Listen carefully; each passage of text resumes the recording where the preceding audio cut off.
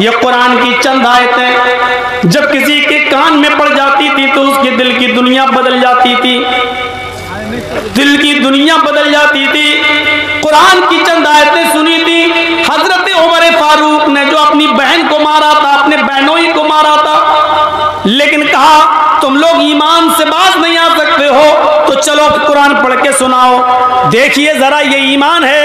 हजरत उमर फारूक निकल तो रहे जनाबे मोहम्मद रसूलुल्लाह को मारने, तलवार निकाल ली कि आज मोहम्मद को कत्ल कर देंगे सल्लल्लाहु अलैहि वसल्लम, लेकिन रास्ते में किसी ने कहा कहाँ जा रहे हो, जवाब दिया मोहम्मद को मारने, बहुत परेशान कर रखा है, आज जड़ ही को खत्म कर देंगे, ना रहेगा बांस ना बजेगी बांसुरी, आज मोहम्मद ही को कत्ल कर देते हैं। उस आदमी ने कहा मोहम्मद को कत्ल करने से क्या फायदा, तुम्हारे घर में तो तुम्हारी बहन और तुम्हारे बहनोई, तुम्हारे जीजा भी इस्लाम ला चुके हैं। सुनो, अगर ये बात गलत निकली तो बहुत बुरा होगा, हम तुम्ही को कत्ल कर देंगे। हाँ हाँ जाओ पता लगाओ पहले। हजरत उमर ने रुख बदल दिया और बजाय मोहम्मद रसूलुल्लाह के पास जाने के अपनी बहनों बहनोई के पास गए, दरवाजा खटखटाया, घर के अंदर दाखिल हुए, पता चला कि ये कुरान पढ़ रहे थे। पूछा क्या पढ़ रहे हो, जवाब दिया कुरान। मारा बहनोई को, इतना मारा कि खून बहने लगा। बीवी यानी उमर की बहन अपने शौहर को, अपने पति को बचाने आई। क्या कर रहे हो, बचाने आई तो अपनी बहन को भी मारा। हजरत उमर ने इतना मारा कि उनके जिस्म से भी खून निकलने लगा, लेकिन बहना सीना तान कर खड़ी हो गई और कहती है उमर तू क्या समझता है, तेरे कोड़े तेरे डंडे क्या मुझसे मेरे रब के ऊपर का ईमान छीन लेगी, मुझसे मोहम्मद रसूलुल्लाह का दीन छीन लेगी? नहीं। अरे उमर होश में आ, तू इतना मार कि मैं मर जाऊं और मरने के बाद भी मेरे जिस्म के टुकड़े टुकड़े कर दे और मेरे जिस्म के टुकड़ों को भी कुत्तों को खिला दे, इसके बावजूद भी मैं मोहम्मद के दीन, मोहम्मद के रब के ऊपर से अपना ईमान नहीं हटा सकती है। नहीं। हजरत उमर ने देखा ये तो मेरा नाम लेने लगी, जो जिंदगी भर मुझे भाई भाई कहती थी, आज उमर कहकर पुकारने लगी, आज उमर कहकर ललकारने लगी, आज उमर कहकर इसने मुझे ललकारा है, आज उमर कहकर इसने मुझे, आज उमर कहकर मुझे पुकारा है, आज इसने भाई बहन का रिश्ता तोड़ दिया है।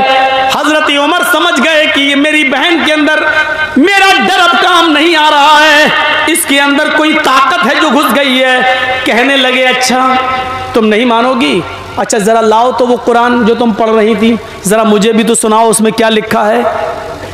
कहा कि तुम नापाक हो, पहले गुस्ल कर लो। हजरत उमर ने गुस्ल किया। एक हदीस में आता है कि पहले तुम वुजू बनाओ, वो वुजू बना के आए या गुस्ल करके आए, फिर बहन ने कुरान की चंद आयतें उनके सामने पढ़ी, बहन ने जो उनको पढ़ा रहा था उनसे पढ़वाई। चंद आयतें ही अभी उमर ने पढ़ी थी, चंद आयतें अभी उमर के कानों में गई थी कि हजरत उमर फारूक की दिल की दुनिया बदल गई और कहने लगे बस बस बस, अब चलिए मुझे भी मोहम्मद रसूलुल्लाह के पास लेकर चलिए। इस कुरान की आयतों को सुनकर मुझे महसूस हो गया है कि ये किसी इंसान का कलाम नहीं है, लेके चलो।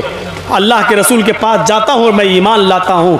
मेरे भाइयों, जब अल्लाह के नबी सल्लल्लाहु अलैहि वसल्लम के पास ये पहुंचे, दरवाजा खटखटाया, पहले कान लगाया, कान लगाकर सुना तो जानते हो अल्लाह के रसूल सल्लल्लाहु अलैहि वसल्लम क्या तिलावत कर रहे थे। अलम यानि लिल्लज़ीना आमनू अन तख्शअ कुलूबुहुम लिज़िक्रिल्लाह, क्या मोमिनो अभी तुम्हारे ऊपर वो वक्त नहीं आया कि अल्लाह का नाम सुनकर, अल्लाह का जिक्र सुनकर तुम्हारे दिल कांप जाएं, तुम्हारे दिल लरस जाएं।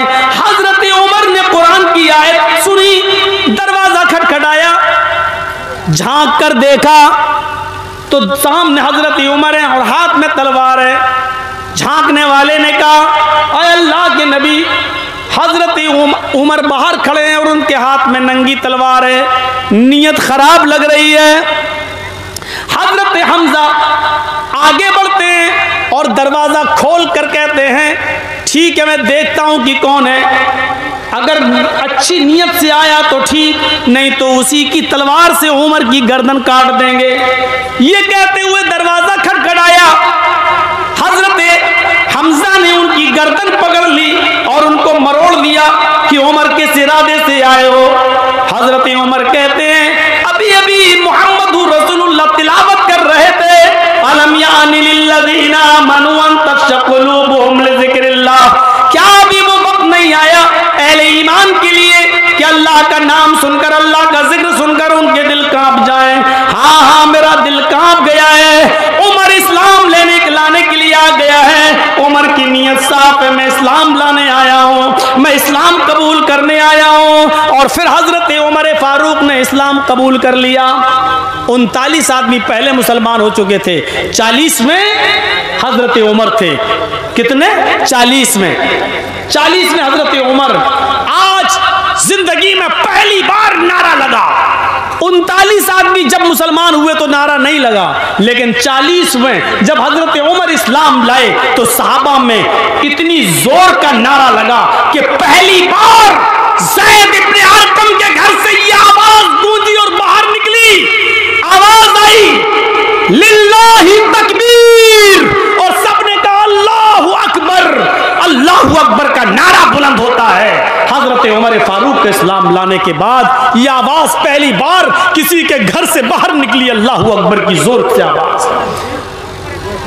अल्लाह के नबी ने कहा उमर, आज मैं इतना खुश हूं, इतना खुश हूं कि दिल चाहता है कि तुम जो मांगो आज मैं तुम्हें इनाम में दूं, जो मांगो वो मैं तुम्हें इनाम में दूं। हजरत उमर कहते हैं अय अल्लाह के नबी, क्या आप मुझे इनाम देना चाहते हैं? हाँ बताओ अय उमर तुम्हें क्या चाहिए। हजरत उमर ने जो जवाब दिया वो सुनिए। अय अल्लाह के नबी, मैं चाहता हूं आपके 39 आदमी जो इस्लाम ला चुके हैं वो आज खाने काबा में जाकर नमाज अदा करें, आप उनके इमाम बने। आपको अब तक खाने काबा में घुसकर नमाज नहीं पढ़ने दी जा रही है, खाने काबा में आपके ऊपर रोक लगी हुई है। मैं चाहता हूं कि आप उन लोगों को नमाज पढ़ाएं और 39 लोग उनके पीछे नमाज पढ़ें। अल्लाह के नबी ने कहा उमर, और तुम क्या करोगे? आए उमर, तुम क्या करोगे? मैं नमाज पढ़ाऊं और सब लोग मेरे पीछे नमाज पढ़ें तो तुम क्या करोगे? कहा अल्लाह के रसूल, मैं नंगी तलवार लेकर काबा के दरवाजे पर खड़ा हो जाता हूं। मैं नंगी तलवार लेकर काबा के दरवाजे पर खड़ा हो जाता हूं और देखता हूं किसकी मां ने किसको कितना दूध पिलाया है, किसकी मां ने किसको कितना दूध पिलाया है जो आपको नमाज पढ़ाने से रोक सके। देखिए, ईमान जब उमर के अंदर पैदा हुआ, कुरान की आयतें पढ़ी और इस्लाम लाए, जब ईमान इनके अंदर पैदा हुआ तो इतनी बहादुरी पैदा हो गई कि अकेले तलवार लेकर खड़े हो गए। आप नमाज पढ़ाइए, सारे सहाबा आपके पीछे नमाज पढ़ेंगे। देखता हूं दुनिया की कौन सी ताकत आपको नमाज पढ़ाने से रोक सकती है। मैं भी देखूं कि कौन है जो आपको नमाज पढ़ाने से रोके। और जिंदगी में पहली बार मोहम्मदुर रसूलुल्लाह सल्लल्लाहु अलैहि वसल्लम ने खाने काबा के अंदर नमाज पढ़ाई और हजरत उमर खाने काबा के दरवाजे के बाहर खड़े होकर लोगों से कहते रहे, आओ देखें कि कौन मोहम्मद को नमाज पढ़ाने से रोकता है। ये बहादुरी, ये जुर्रत, ये बहादुरी, ये जुर्रत पैदा हुई थी ईमान से। तो आज ईमान हमारे अंदर नहीं है, ईमान है तो अमले साले हमारे अंदर नहीं है। मुझे बताइए